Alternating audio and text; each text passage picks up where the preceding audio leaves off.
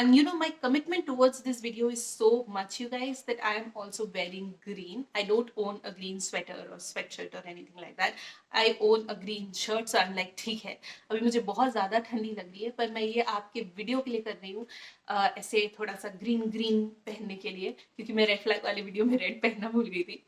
तो मेरे easy commitment के लिए एटलीस्ट इसके लिए तो लाइक कर दो, लाइक करो इस वीडियो को, please share this video as much as you can to all the people who you think are missing out on green flags in relationship, as well as subscribe to my channel. Hi you guys, how are you all?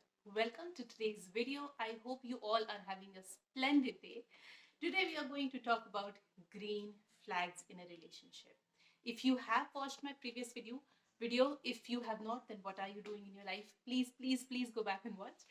It was about red flags in a relationship. Today we are going to talk about green flags in a relationship.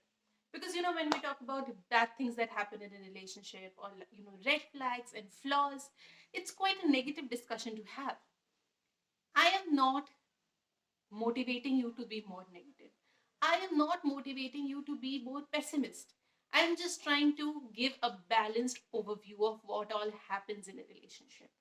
And I think, yes, as human beings we get like too blind in the love or whatever that is, and we ignore red flags, we compromise, we lower our standards. But at the same time, sometimes, because maybe, you know, because of a traumatic past, because of a, you know, persistent trust issues, we also ignore green flags.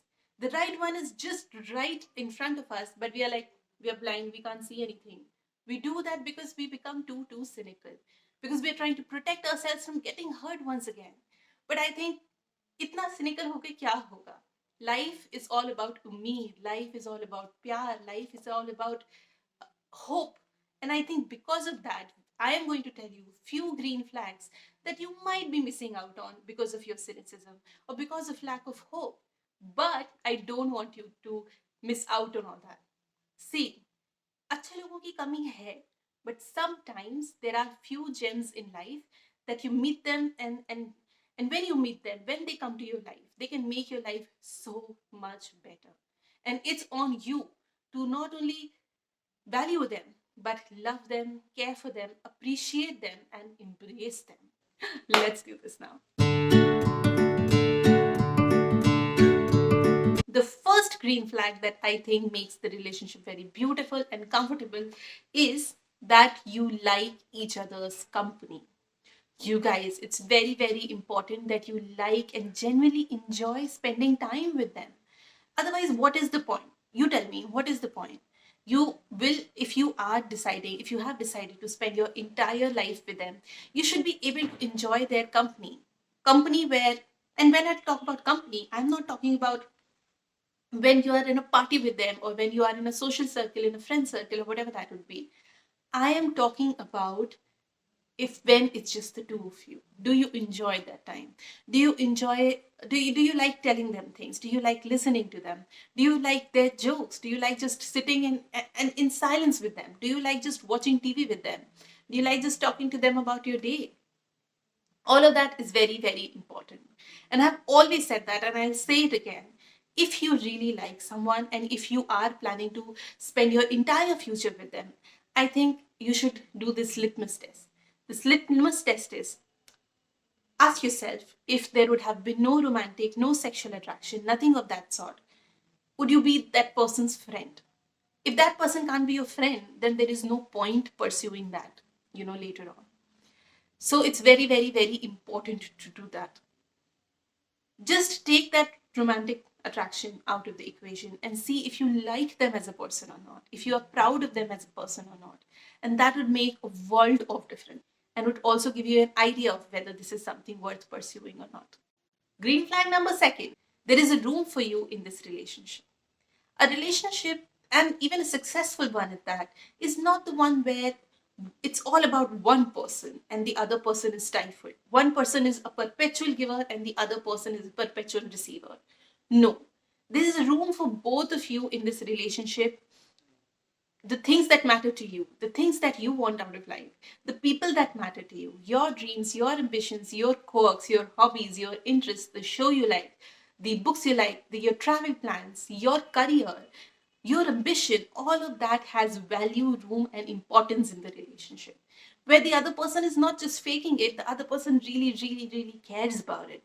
And it cares about it as much as they care about their own. When your career is not just like, if you have a failure, they are not just there to say, oh, I'm sorry.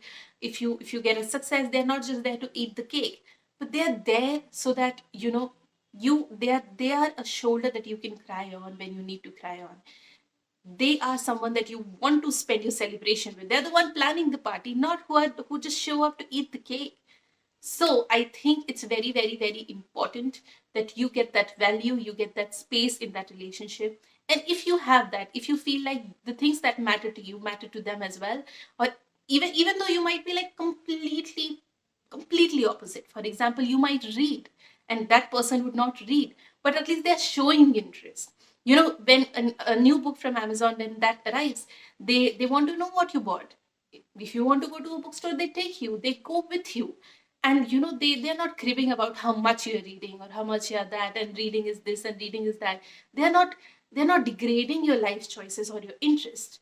They don't understand that themselves, but they still value it because they matter for you. And I think it's a very beautiful equation to have.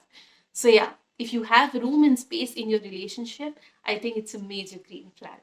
Number 3, you have scope of growth in relationship. And when I say you, I think it's applicable to both of you, but again, you can talk from personal perspective and you can judge from personal perspective.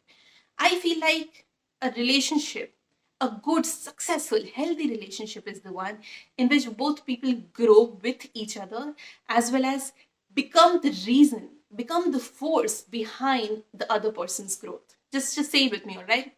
Relationships are supposed to make you happy. One more time for the people at the back.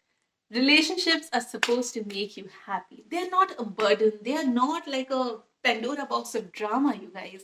They're supposed to make you feel better about yourself. Your mental health should improve. You should have more energy. You should have more vigor. You should have more hope about your life when you are in a successful and healthy relationship. You should have hope and energy to build a better life, become a better version of yourself, excel in your career, do better not only in this relationship but in other relationships. If your relationship is actually literally sucking the life out of your other relationships and is motivating you to alienate other people, your family, friends, that's not a healthy relationship. A healthy relationship is the one that helps you that gives you a better perspective, that makes you a better person, that gives you more self-respect, that gives you more confidence, that gives you wings. A good relationship gives you wings. A good relationship does not cut your wings. I feel like, it has nothing to do with being at the same stage of life, being in the same industry, or one person being a senior of the other. Nothing of that sort. I'm not saying that that person should literally start giving technical career advice. No, but just even when you don't understand it, one is a doctor, one is an engineer, one is a writer, one is a fashion designer, whatever that is, they should be enthusiastic about your career. They should be supportive. They should be like, okay, you have long hours, you go. You want to travel for your career, go. Your family member is sick, go. I take care of things.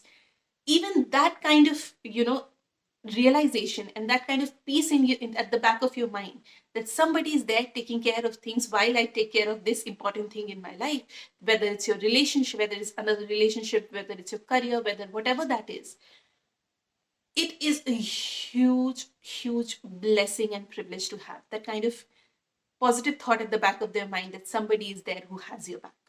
And that is the kind of growth that I'm talking about. If your significant other can act like this kind of anchor to you, and you can act like an anchor to them in turn, I think it's a beautiful, very, very healthy equation to have, and you should not miss out on that. Number 4, I think it's a huge green flag when, as soon as you receive a good news or as soon as you receive a bad news, they are the first person, or probably one of the few people that you would like to go first and tell them and share that news with them. Whether it's a career boost, or whether it's a news of losing a family member, whether it's a fight or just like a really bad day that you're having, or whether it's just the fact that you had a sale that you had a sale on your favorite brand going on. Whatever that is, whatever good or bad or significant or insignificant that thing is, they are the first person that you go to. They are the first person that you approach. And not because you are under an obligation to do that, because you really, really want to do that. It doesn't even register कि उनको बताए बिना कुछ हो जाएगा. No matter what that is, उनको बताए बिना आपको चैन ही नहीं है, आपको उनको बताना ही है. तभी आपको लगता है कि तभी उस गुड न्यूज का मजा है, या फिर तभी आप उस बैड न्यूज के दुख से बेटर डील कर सकते हैं. If you guys are such anchors to each other in your life, in your relationship, I think it's a great and a very, very healthy place to be in. Number 5, you want the same things in your life. You guys, I have spoken about when I was doing the red flags video, I have spoken about the fact that sometimes priorities are different and sometimes the timing is off, and that really sets the entire balance off. And sometimes people are like, no, but it doesn't matter if we are at different phases in life, if we want different things in life, we just love each other and love conquers all. No, let's just be practical, all right? हर चीज प्यार नहीं होती है. If you guys want different things in life, it's going to become an issue sooner or later, and you are going to fight, and one person will have to compromise. But if you already want same things in life with few variations here and there, I think it would work really great, and it's already a great base and a great platform for the relationship to begin. When you sit together and when you discuss future, you feel like, okay, I want kids, that person wants kids. I really want to have high functioning career, and that person understands that and has no problem in it. I really like to travel, he also really likes to travel, and I would like to have a house by the beach, and he also wants to have a house by the beach. I'm a very family oriented person, this person is a very family oriented person. I really respect and value my religion, this person really values and respects his religion, and he has a place of God in his life. So those kind of plus points already sets a great platform for the relationship. You cannot be really very happy with a person if they want completely polarly opposite things, because that would lead to a lot of friction. So if that friction is not there, you will be able to enjoy life, and you will be able to embark on a much successful life. So if you guys already want the same things, and you know that about each other, I think it's a great place to be in, and it's a major, major green flag. Number 6. Yeah. You are proud of each other in your life. It's very, very, very, very important to be proud of your significant other. And not just dikhave wala proud, actual proud. When you're taking your significant other to meet your friends for the first time, or meet your parents for the first time, meet your extended family for the first time, whatever that is, you really like that. You're like, this is my boyfriend, or this is my girlfriend, whatever that is. And you feel proud of saying that. When you see them talking to someone, when you see them taking care of a family member, when you see them working, you're proud of them. You can be proud of their character, you can be proud of their work ethic, you can be proud of their value system, you could be proud of how caring they are, or how respectful they are, or their family values, or the way they are with you, or the kind of person they are in general, or the fact that they are so talented, or the fact that they are so smart. Whatever that is, you should be proud of them in general. In case you start feeling that you're ashamed of them, I mean, it's not a reflection on you, but you should not be with a person who you just feel ashamed of. You should literally feel like going at the rooftop and screaming that you are with this person. That proud you should be that proud of this person. Now, let me just give a little disclaimer here. We live in Indian society, all right? And a lot of times, especially in early 20s and teenage, if you get into a relationship, there's a 90% chance that you might want to hide it from your parents. It does not mean that you are not proud of that relationship. Let me just say it. Indian society in that respect is quite orthodox, and it's just a lot of unnecessary pressure. It's a well-known fact that teenage and 20s mein jo log hote hain, they get those hormones and they get those feelings, and it's but natural that they're going to be attracted to people. And if that person is attracted to them back, then they might want to pursue something. And a lot of people date in their early 20s and teens, dude. So Indian society should just be ready by now to accept it. It's not an anomaly. Matlab, it's so common by this time. But agar Indian society or Indian family कि आप part हैं, और उस वजह से कोई उसे accept नहीं करेगा, आपको घर में डांट पड़ेगी, इसलिए आप छुपा रहे हैं, इसका मतलब ये नहीं है that you are not proud of them. It's a different scenario. I am not talking about that. I'm just saying that when everyone is ready, when there is no external pressure, internally you are very proud that you are with them, and you're very, very proud of the things that make them the person that they are. And also vice versa, they should be also feeling proud of yourself. Everything here is a two-way street. A healthy relationship is not when one person feels really good and the other person does not. I would really say if all these green flags only apply to you and not to them, it's a huge red flag. But I think in this scenario, when I'm talking about you or whatever, it's because you will be the better judge if you feel this way or not. And only will this be a healthy relationship if both of you feel the same way about each other. Last but not the least, there is respect in relationship. Guys, हम जब Bollywood movies देखते हैं, हम जब ये shows देखते हैं, तो वो एक बहुत ही फेरी टेल जैसी चीज होती है, जहाँ पे सिर्फ रोमांस की बात होती है, जहाँ पे बहुत ग्रैंड जेस्चर्स की बात होती है, लेकिन रिस्पेक्ट की बात नहीं होती है. And you cannot have a healthy relationship. You can't have a relationship that you're happy in if you don't get respect. Forget romantic relationship. आप देख लीजिए, आपके डिस्टेंट रिलेटिव्स या आपके फ्रेंड्स या आपके colleagues, wherever you go, you can not be happy in any equation if that other person does not respect you.